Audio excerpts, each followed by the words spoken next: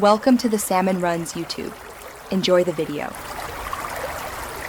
You start by scanning the article for its core stance, headline, opening paragraph, and any abstract or summary. You should skim subheads and the first and last sentences of each section to locate likely claims.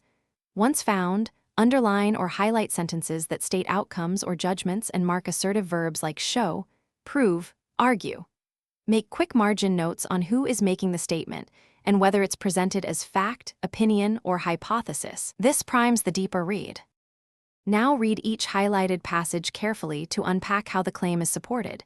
You should trace the cited data, quoted sources, and concrete examples. As you go, label the claim type, empirical, causal, or normative, so you know what standard of proof applies. Once done, evaluate qualifiers and hedging words like may, might, suggests, or clearly. These change strength. Cross-check cited studies or numbers when possible and flag unsupported leaps, where evidence does. Finish by turning each identified claim into a concise one-sentence paraphrase and assign a strength rating. Strong if evidence aligns, moderate if partial, weak if unsupported. Make sure to note who benefits from the claim and any missing context. If you hit ambiguity or conflicting data, go back to the original source, check the study or quote in context, and verify numbers.